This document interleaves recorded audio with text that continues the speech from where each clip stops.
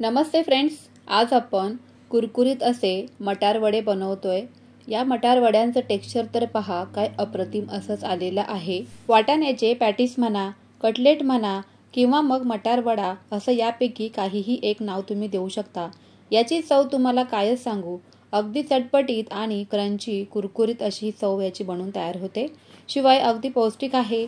बेसन पीठ आणि रवा असं काहीही न वापरता हे आज आपण कुरकुरीत असे झटपट पद्धतीने मटार वडे बनवलेले आहेत। रेसिपी आवडली तर एक लाईक नक्कीच करा। पटकन रेसिपीला सुरुवात करूयात। सर्वात अगोदर तर आहे ना, आपल्याला एका मोठ्या पातेल्यामध्ये पाणी ठेवायचं आहे उकळण्यासाठी। पाण्याला छान उकळी आली की त्यामध्ये मीठ घालायचं आहे आणि इथे मी एक मोठी वाटी भरून असे मटार ताजे स्वच्छ धुवून आणि निवडून घेतलेले आहेत। आता हे जे मटार आहेत ना, आपल्याला मस्त असे अगदी मीडियम गॅसवरती शिजवून घ्यायचे आहेत। शिजवल्यानंतर त्यांचं पाणी निथळवून घ्यायचं आणि या पद्धतीने तुम्ही स्मॅश करून घेऊ शकता। हाताने पण कुस्करून घेऊ शकता, पण हे गरम असल्यामुळे इथे मी स्मॅशरचा वापर केलेला आहे।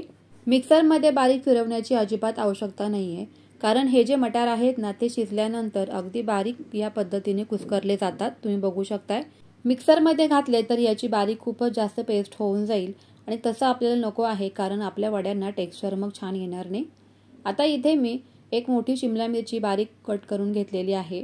बीटरूट घेतलेला आहे बारीक असं कट करून। बीटरूटच्या ऐवजी तुम्ही इथे गाजर घेऊ शकता, बारीक कट करून कोबी सुद्धा घेऊ शकता। आवडीनुसार भाज्यांचं प्रमाण कमी जास्त करायचं आहे। आता इथे मी एक कांदा असा मस्त बारीक कट करून घातलेला आहे। कांद्याची चव तर अप्रतिमच येऊन जाते या वड्यांना। आता ह्यानंतर आपल्याला ताजी हिरवीगार मस्त अशी बारीक कट केलेली कोथिंबीर यामध्ये घालायची आहे। त्यानंतर इथे तांदळाचं पीठ घालायचं आहे। आता हे तांदळाचं पीठ जे आहे ना, ते मी रेडीमेडच आणलेलं आहे बाजारातून। तुम्ही नॉर्मल जे आपण घरामध्ये भाकरी तांदळाची बनवतो तर ते पीठ वापरलं तरी पण चालणार आहे। एक वाटी जर का तांदळाचं पीठ असेल तर अर्धी वाटी इथे कॉर्नफ्लॉवर घालायचं आहे।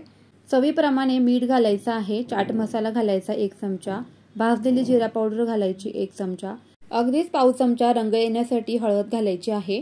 त्यानंतर इथे धने पावडर घेतली मी आणि धने पावडर नंतर लाल तिखट घालायचं आहे आणि घरगुती आपण जो का डेलीचा गरम मसाला वापरतो तोही घालायचा आहे। याने सगळ्या मसाल्यांनी काय होणार आहे की आपल्या ज्या वड्यांना एकदम मस्त अशी चव येऊन जाणार आहे।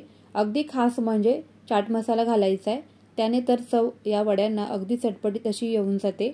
आता पाणी न घालताच आपल्याला हे सर्वच भाज्या मिक्स करून घ्यायच्या आहेत। वाटाण्यामध्ये बऱ्यापैकी पाण्याचा अंश आहे, त्यामुळे पाणी घालायचं नाही आणि मीठ घातल्यानंतर भाज्यांनाही बऱ्यापैकी पाणी सुटतं, म्हणूनच इथे पाण्याचा अजिबात वापर केलेला नाहीये मी। आहे त्याच मॉइश्चरमध्ये इथे मी हे पीठ जे आहे ते मळून घेतलंय आणि त्यानंतर या पद्धतीने हातावरती आपल्याला वडे तयार करून घ्यायचे आहेत। गोल गोल अगदी कडेने असा शेप देऊन घ्यायचा, म्हणजे त्यांना तडा जाणार नाही किंवा ते वडे जे आहेत ते चिरणार नाहीत। अगदीच मस्त आणि झटपट अशी ही पौष्टिक वड्यांची रेसिपी इथे बनून तयार होते। बाजारामध्ये भरपूर प्रमाणामध्ये वाटाणे अजूनही अवेलेबल आहेत आणि स्वस्तही आहेत, त्यामुळे भरपूर वाटाणे स्टोअर करून आपण फ्रीजमध्ये ना असे हे मटारची रेसिपी बऱ्याच वेळेला करू शकता। आणि शिवाय हे जे वडे आहेत ना, ते मुलांना इतके आवडतात ना, तुम्हाला काय सांगू। भाज्यांमुळे वड्यांना टेक्स्चर तर पहा काय मस्त असंच आलेलं आहे। आता हे जे वडे आहेत ना, तुम्ही आदल्या दिवशी सुद्धा फ्रीजमध्ये बनवून ठेवू शकता आणि दुसऱ्या दिवशी सकाळी सकाळी अगदी मुलांना तुम्ही डब्यासाठी हे तळून देऊ शकतात अगदी झटपट।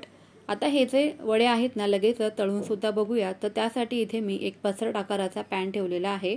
शक्यतो असा पसरट आकाराचा पॅन ठेवला ना की एकाच वेळेला भरपूर असे वडे तळताही येतात। आता इथे गॅस अगदी मीडियम ठेवायचा आहे, खूप जास्त फास्ट ठेवायचा नाही, नाहीतर मग वडे घातल्याबरोबरच करपून जातील। मीडियम गॅसवरती, मीडियम टू हाय गॅसवरती आपल्याला हे जे वडे आहेत ते मस्त असे कुरकुरीत फ्राय करून घ्यायचे आहेत। खमंग आणि कुरकुरीत असे हे वडे आपले इथे तळून झालेले आहेत। रंग तर पहा काय अप्रतिम असाच आलेला आहे, मस्तच। चला तर सर्वच वडे सारख्याच पद्धतीने इथे तळूनच घेऊयात। मटार वड्याची ही रेसिपी अगदी झटपट काहीच वेळात बनवून तयार होते।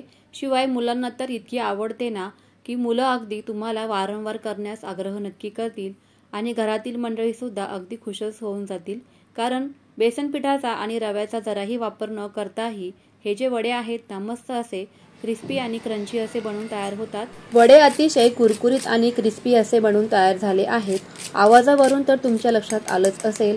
हे वडे बनवताना अजिबात तेलकट वगैरे होत नाहीत, कारण यामध्ये आपण बेसन पिठाचा वापर केला नाही। कोणतेही वडे बनवताना आपण जर का बेसन पिठाचा वापर केला तर ते काही वेळातच नरम पडतात किंवा तेलही सोडू लागतात आणि तेलकट बनतात। आता तुम्ही हे वडे पाहू शकताय की अजिबात तेलकट झाले नाहीयेत, मस्त असे कुरकुरीत आणि भाज्या घातल्यामुळे त्यांना जो क्रंचीपणा आलेला आहे ना, तो तुम्हाला मी काय सांगू। तुम्ही सुद्धा हे मटार वड्याची रेसिपी एकदा ट्राय नक्कीच करा। त्याचबरोबर तुम्हाला जर का रेसिपी आवडली तर फ्रेंड्स आणि फॅमिली सोबत जास्तीत जास्त शेअर नक्की करा, म्हणजे त्यांनाही असे छान छान मस्त असे व्हिडिओ पाहता येतील। चला मस्त असे वडे एन्जॉय करते, पुन्हा भेटूया, बाय।